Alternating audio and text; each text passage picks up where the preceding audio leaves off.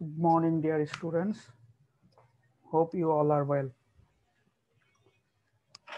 আমি আপনাদের সায়ন স্যার আজকে নতুন একটি অনলাইন সেশনে হাজির হলাম ম্যানেজমেন্ট বিষয়ে।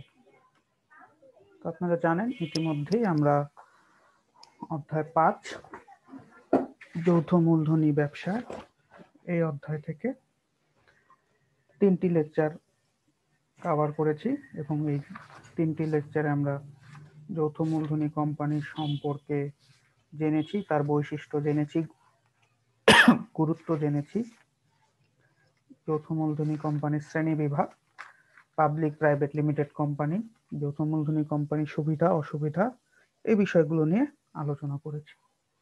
তো আজকের লেকচারে আমরা আলোচনা করব যৌথ মূলধনী কোম্পানি গঠন প্রণালী, যৌথ মূলধনী কোম্পানির গঠন প্রণালী থেকে তারপরে আমরা যাব স্মারকলিপি। 3টা একই নাম, স্মারকলিপি, পরিমাণবদ্ধ, সংঘ স্মারক। 3টা একই জিনিস, 3টা নাম হতে পারে। এই 3টা নামই আমি এখানে দিয়েছি। তার সম্পর্কে ধারণা এবং তার কিছু বিষয়বস্তু দেখব এবং সর্বশেষ আপনাদের বাড়ি কাজ। তো আজকের লেকচারটি থেকে পরবর্তী কয়েকটি লেকচার কিন্তু খুবই গুরুত্বপূর্ণ, কারণ এখানে আমরা কোম্পানির বিভিন্ন গঠনতন্ত্র কিভাবে গঠিত হয়, বিভিন্ন দলিল, এই বিষয়গুলো নিয়ে কথা বলবো। তো সবাই মনোযোগ সহকারে এই লেকচারগুলো শুনবেন, কারণ এইখান থেকেই আপনাদের কোশ্চেন বেশি আসে এই চ্যাপ্টারের। তো শুরুতেই কোম্পানির গঠন প্রণালী। আমরা জানি ইতিমধ্যে যে 1994 সালের কোম্পানি আইন অনুযায়ী আমাদের দেশে একটা কোম্পানি গঠিত হয়। তো যৌথ মূলধনী কোম্পানি ব্যবসায় গঠন অবশ্যই আইন লাগবেই। তো একটি ধারাবাহিক পর্যায়ে সেটা তৈরি হবে। তো প্রথমেই আপনার উদ্যোগ গ্রহণ পর্যায়, অর্থাৎ কাউকে সেটার উদ্যোগ নিতে হবে। তারপর দলিলপত্র প্রণয়ন, নিবন্ধনপত্র সংগ্রহ এবং কার্য আরম্ভ। তো প্রতিটারই আমি বর্ণনা আপনাদেরকে দেখাবো। তো প্রথমটা ছিল উদ্যোগ গ্রহণ পর্যায়, এবং আপনারা দেখবেন যে এখানে আমি কিছু জায়গা মার্ক করছি, অর্থাৎ এগুলো এখানকার ইম্পর্টেন্ট ওয়ার্ড, বা এখানে মেইনলি কি কাজ হচ্ছে এখানেই বোঝা যায়। উদ্যোগ গ্রহণ বলতে কোম্পানি গঠনের জন্য উদ্যোক্তা বা প্রবর্তকগণ যারা একটি উদ্যোগ নিচ্ছে, ব্যবসাটা একটা শুরু করবে একটা কোম্পানি, তাদের অনুসন্ধান, যাচাই ও সংগঠিত হওয়াকে বোঝায়। অর্থাৎ তারা সবাই মিলে একত্রিত হচ্ছে একটা বিজনেস বা একটা কোম্পানি গঠন করার জন্য। এই পর্যায়ে কি হচ্ছে, উদ্যোক্তাগণ, এখানে একজন উদ্যোক্তা থাকে না, অনেকজন থাকে। আমরা আগেও বলেছি প্রাইভেট লিমিটেড হইলে সর্বনিম্ন 2 জন, সর্বোচ্চ 50, আর পাবলিক লিমিটেড হইলে সর্বনিম্ন 7 জন, সর্বোচ্চ শেয়ার সংখ্যা। তো কয়েকজন মিলে তারা একত্রিত হয়ে একটা জায়গা চিহ্নিত করে, বা তাদের ব্যবসার কি ধরনের ব্যবসা করবে সেটা চিহ্নিত করে, সেই ব্যবসাটার সম্ভাবনা কেমন সেটা চিহ্নিত করে, দেন প্রকল্পর অনুমোদন দেয়, অর্থাৎ এটা নিয়ে সবাই কাজ করে। সবাই প্রাথমিকভাবে একটা মতে আসে যে আমরা শুরু করব। তারপর আর্থিক পরিকল্পনা, এরপরে টাকা পয়সার ব্যাপার নিয়ে তারা কত টাকা কোথায় কিভাবে খরচ করবে, থেকে টাকা নিবে, এগুলো নিয়ে পরিকল্পনা করে। নাম নির্বাচন ও নামের ছাড়পত্র, এটা খুবই ইম্পর্টেন্ট। নাম নির্বাচন ও নামের ছাড়পত্র, আপনারা জানেন যে একটা কোম্পানি নামে ভিন্ন কোম্পানি খোলা যায় না, অর্থাৎ নাম আপনি একটা সিলেক্ট করলে সেটাই হবে না, মানে গভর্নমেন্টের অ্যাপ্রুভাল লাগবে, এবং ওই নামটা অন্য নামের সাথে মিলতে পারবে না। ওই নামটা যদি সরকারের পরিপন্থী হয় সেটা হবে না। আমরা দেখব কি কি কারণে কিভাবে নামটা সিলেক্ট করতে হয়। তো এগুলা সংগ্রহ করাই হচ্ছে এই পর্যায়ের কাজ, এবং এই পর্যায় থেকে আপনার ব্যবসার বীজটা বপন করা হচ্ছে। দেন দলিলপত্র প্রণয়ন, মেইনলি 2টা দলিলপত্র লাগবেই। তো এই পর্যায়ে কোম্পানির গুরুত্বপূর্ণ 2টি দলিল প্রণয়ন করা হয়।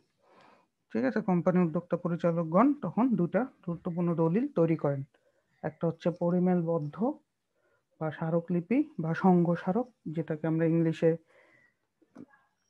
মেমোরেন্ডাম অফ অ্যাসোসিয়েশন বলি। আপনারা অনার্স লেভেলে গেলে এটা ইংলিশ নামে দেখবেন, মেমোরেন্ডাম অফ অ্যাসোসিয়েশন। দেন পরিমেল নিয়মাবলী, আর্টিকেলস অফ অ্যাসোসিয়েশন বা সংঘবিধি। স্মারকলিপিটা কি দেখেন, স্মারকলিপি হচ্ছে কোম্পানির একটি প্রধান দলিল, সংগঠন, গঠনতন্ত্র, যাতে কোম্পানির নাম, ঠিকানা, উদ্দেশ্য, মূলধন ইত্যাদি উল্লেখ করা থাকে। উদ্দেশ্য, কোম্পানির কার্যাবলী, কোম্পানির ঠিকানা, এগুলো সবই এখানে থাকবে। দেন সংঘবিধি, এটাও আরেকটি দ্বিতীয় গুরুত্বপূর্ণ দলিল। এখানে অভ্যন্তরীণ পরিচালকদের সব তথ্য থাকবে।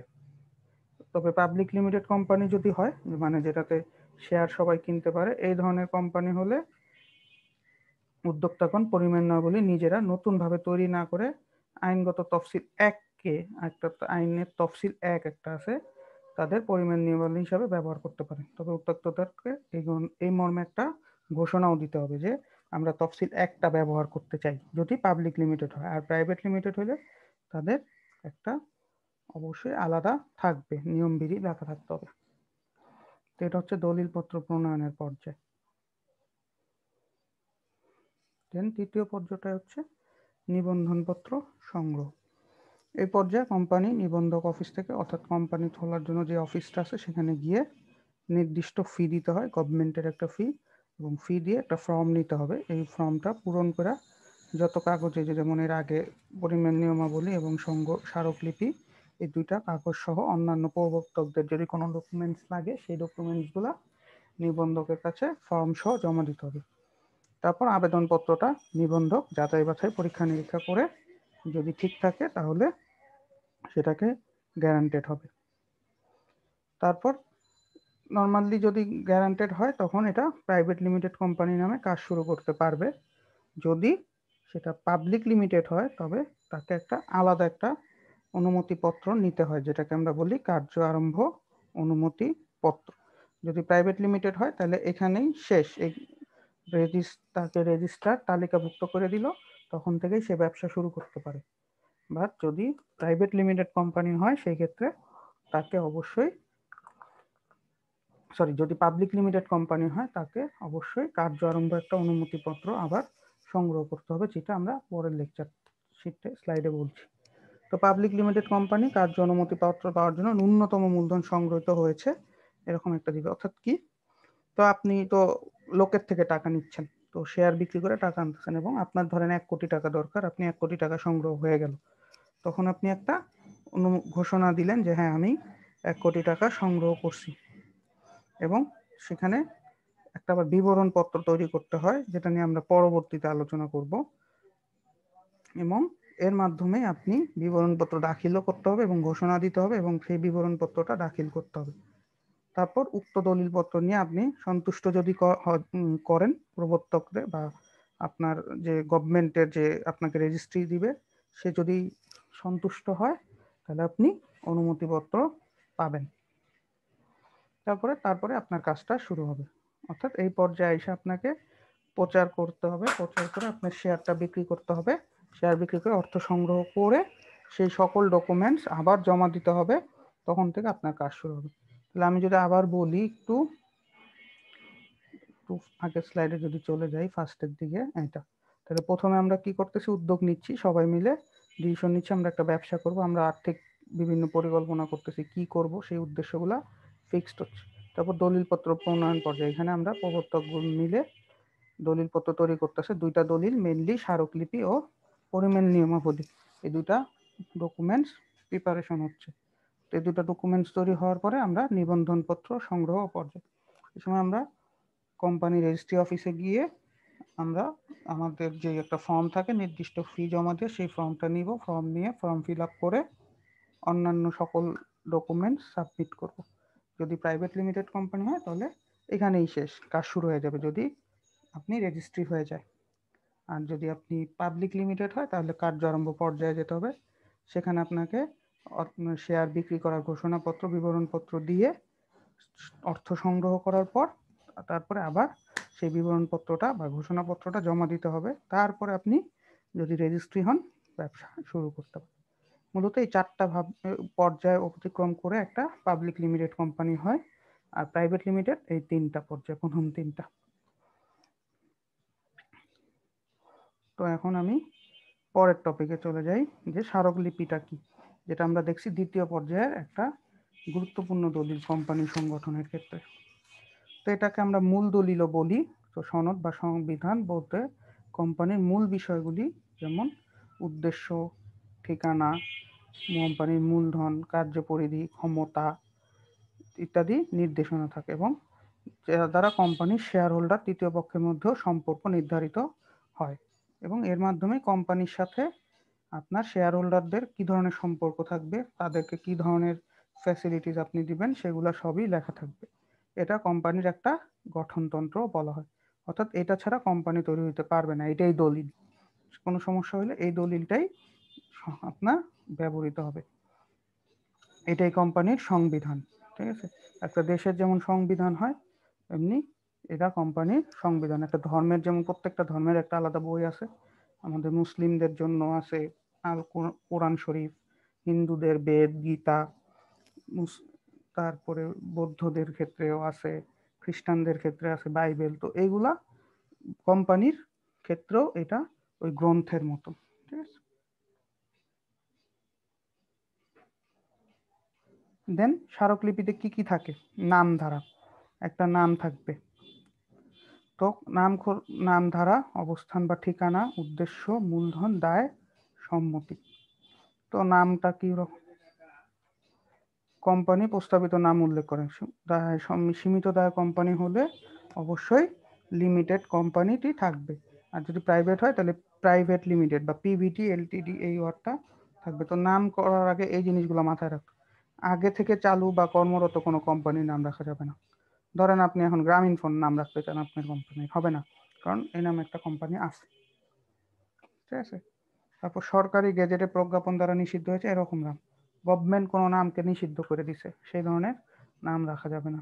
রাষ্ট্রপ্রধান, জাতিসংঘ, কোনো গেজেট বা কোনো সংস্থার অঙ্গ সংস্থার নামের সাথে সম্পর্কযুক্ত কিছু রাখা যাবে না। অর্থাৎ রাষ্ট্রের যে প্রধান, জাতিসংঘ, এই ধরনের রিলেটেড কোনো নাম রাখা যাবে না, বা কোনো রাজনৈতিক জোটের নাম, এই ধরনের নামে কোনো কোম্পানি খোলা যাবে না। যেমন Sheikh Hasina private company limited হবে না, কারণ তিনি রাষ্ট্রপ্রধান। ঠিক আছে, তো এইগুলা জিনিস মাথায় রেখে আপনাকে নাম সিলেক্ট করতে হবে। তো অনেক ক্ষেত্রে নাম যদি ঠিক সিলেক্ট না হয়, আপনি যে রেজিস্ট্রি করতে যাবেন তখন কিন্তু বাদ হয়ে যাবে। দেন অবস্থান বা তার ঠিকানার ধারা। তো এখানে আমরা কোম্পানি কোথায় অবস্থিত হবে তার বিস্তারিত বিবরণ দিতে হবে।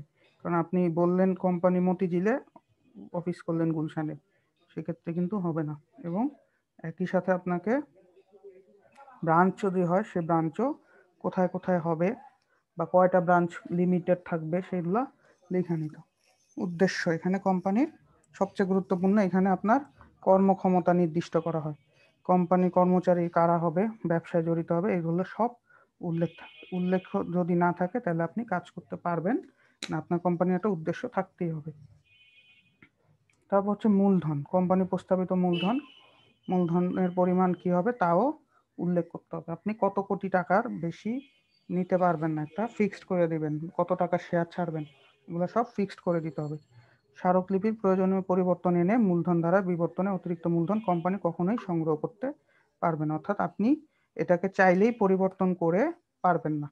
এবং আপনি যদি পাবলিক লিমিটেড হন তাহলে আপনার শেয়ার কয় ধরনের হবে, প্রতিটা শেয়ারের দাম কত হবে, কয় পিস শেয়ার ছাড়তে পারবেন, কোন ধরনের শেয়ার ছাড়বেন, এটাও বলে দিতে হবে মূলধন ধারায়। দেন দায় ধারা, এখানে কোম্পানির দায় দায়িত্বের কথা উল্লেখ থাকবে। কোম্পানি মালিকানার দায় শেয়ার মূল্য দ্বারা সীমাবদ্ধ নাকি প্রতিশ্রুতি দ্বারা সীমাবদ্ধ, এই কথাগুলো নাকি অসীম, এই জিনিসগুলো উল্লেখ থাকতে হবে। ঠিক আছে, সাধারণত আমরা দায়ের এখানে আংকিক মূল্য দ্বারা সীমাবদ্ধ করে থাকি, অর্থাৎ শেয়ারের গায়ের লিখিত মূল্য দ্বারা সীমাবদ্ধ করা হয় বা ফেস ভ্যালু দ্বারা সীমাবদ্ধ করা হয়। তারপর হচ্ছে সম্মতি ধারা। এই পর্যায়ে আসা সকলে পরিচালকগণ তাদের নামের পাশে কি পরিমাণে শেয়ার কিনতেছে তারা, এবং তারা সকলে কোম্পানি গঠনে সম্মত আছেন, এই ধরনের একটা সিগনেচার প্রদান করতে হয়। এবং তাদের অবশ্যই একজন সঙ্গী সামনে থাইকা, এরপর প্রত্যেক পরিচালক অন্তত একজন সাক্ষীর সামনে স্মারকলিপিতে নিজ নামের পাশে সেটাকে সাইন করবে। একজন সাক্ষী থাকবে যে হ্যাঁ উনি নিজ সজ্ঞানেই বা উইদাউট ফোর্স সেইখানে স্বাক্ষর করছে, এরকম একজন সাক্ষী থাকবে। অবশ্যই সেখানে সকল পরিচালকের পূর্ণ নাম এবং ঠিকানা থাকতেই হবে। তো আজকে আলোচনাটা এখানেই শেষ করব। তো আমি আগে বলছি আপনাদের যে এইখান থেকে কিন্তু আপনাদের প্রশ্ন হবে। পরবর্তী এই লেকচার থেকে আগামী 3-4টা লেকচার খুব ইম্পর্টেন্ট, যতদিন আমরা এই গঠন প্রণালী, দলিল এগুলো নিয়ে কথা বলবো, বিভিন্ন কোম্পানির দলিল এগুলো নিয়ে কথা বলবো এবং কোম্পানির বিলোপ সাধন প্রক্রিয়া নিয়ে কথা বলবো। ততদিন পর্যন্ত, অর্থাৎ মেইন কথা এই চ্যাপ্টার শেষ হওয়া পর্যন্ত, আজকের লেকচার থেকে শেষ হওয়া পর্যন্ত টপিকগুলো সবচেয়ে বেশি গুরুত্বপূর্ণ এবং এই চ্যাপ্টারটা একটু বড়, তো আমরা খুব আস্তে আস্তে অনেকটা সময় নিয়ে এই চ্যাপ্টারটা পড়ব। তো যাই হোক, এখন আমরা এইচডাব্লিউ আপনাদের গঠন প্রণালীটা ব্যাখ্যা করবেন, অর্থাৎ এই যে চারটা যে পার্ট ছিল সেই চারটা পার্ট, এই চারটা পার্টকে বর্ণনা করতে হবে। এবং সর্বশেষ কোশ্চেনটা হচ্ছে স্মারকলিপি নিয়ে অনেকক্ষণ কথা বললাম, তো এটা মূল সনদ, এটাই কোম্পানির বাইবেল বলতেছিলাম আমরা, কেন, এই কারণটা ব্যাখ্যা করতে হবে। তো সবাইকে অসংখ্য ধন্যবাদ, সবাই ভালো থাকবেন, ধন্যবাদ।